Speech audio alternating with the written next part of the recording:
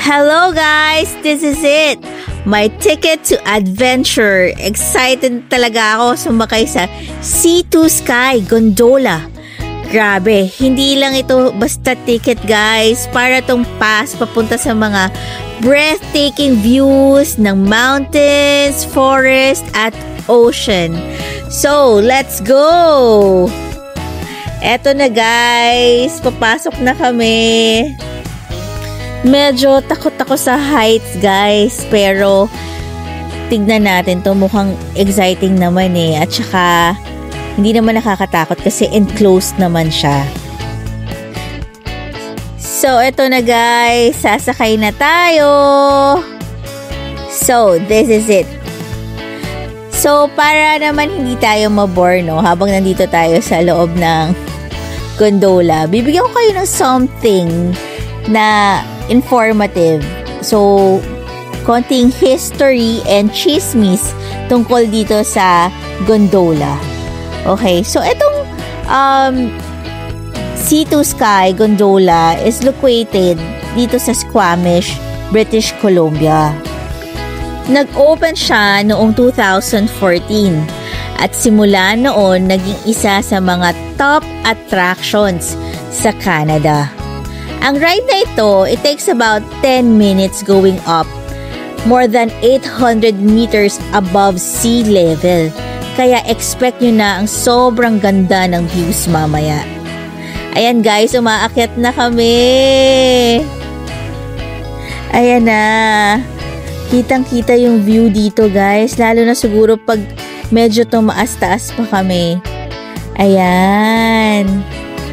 Sobrang ganda. And guys, ito pa ang isang chismis ko sa inyo tungkol dito sa C2 Sky Gondola. Twice itong nasara for a long time.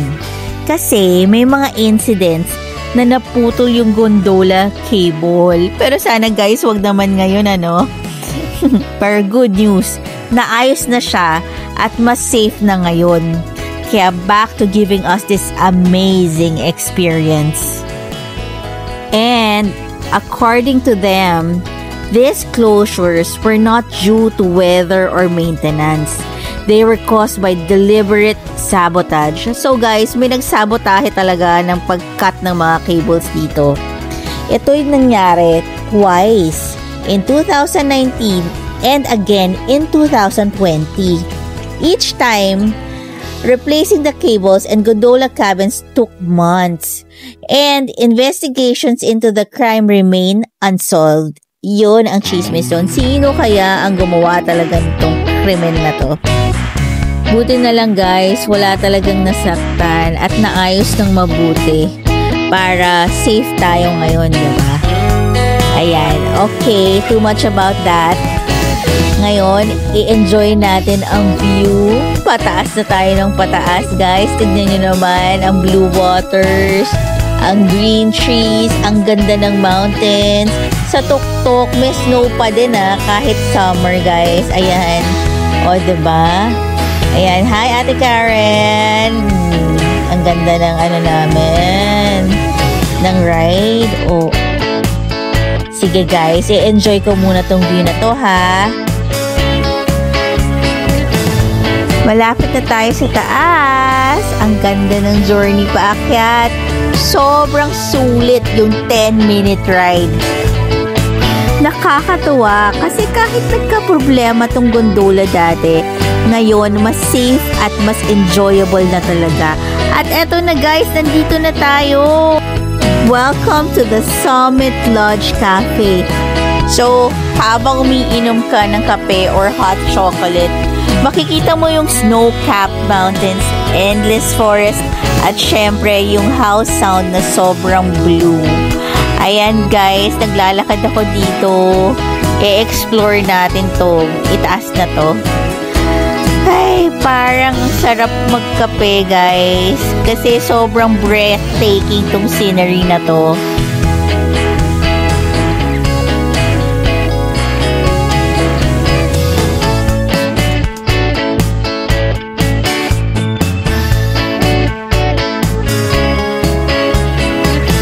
This is one of the best coffee spots na napuntahan ko. Kasi hindi lang siya cafe. It's a cafe in the clouds. So, ayan guys, ini-explore muna namin tong view dito sa may coffee shop na area na to. Ayan. Ang ganda niya guys. So, tignan nyo naman. Breathtaking talaga. Okay. So, eto na. Bukod dito guys, may isa pang highlights dito sa C2 Sky Gondola. The Sky Pilot Suspension Bridge. Ayan na siya. Ang haba nito is about 100 meters at nakasabit siya above the forest with a 65-meter drop. Imagine, ang taas niya guys. Guys, takot ako sa heights pero ang ganda ng view na to. Hindi ko palalagpasin to. So, eto na. Tatawid na kami dun sa kabila. Medyo nakaka-thrill guys habang naglalakad kasi gumagalaw siya ng konti pero safe na safe naman. So eto, ayan, magpapapicture muna ako kay Ate Karen. Ayan, syempre hindi pwedeng hindi. Ayan, pa-smile kunyari hindi natatakot. Okay, sige, lakad muna tayo guys. Kasi sabi nila, ang pinaka-magical part kapag nasa gitna ka na ng bridge. Grabe guys, 360-degree view ng Squamish Valley, yung towering Tawamus Chief Mountain, snow-capped peaks ng Coast Mountains, at syempre, yung sparkling blue ng Howe Sound Ford. Grabe guys, dito mo talaga mararamdaman kung bakit tinawag itong C2 Sky. Kita mo literally lahat. From the ocean waters below, sa endless green forest, hanggang sa mga bundok na parang dumidikit sa sky. Kung mahilig kayo sa photos, perfect spot ito for Instagram, yung mga Facebook post, at pwede ka nga rin mag-TikTok dito kung hindi ka malulain. Alam niyo yun? And kahit saan ka tumingin kasi parang ang ganda talaga, hanep sa background. At eto na guys, eto na yung perfect talaga for picture taking. Nakita niyo yung bench doon. Pag umupo ka doon, grabe, parang nasa likod mo postcard. Ganun kaganda yung view. Ayan, mamaya pag alis nila, tatry ko doon umupo. Ayan, umalis na sila.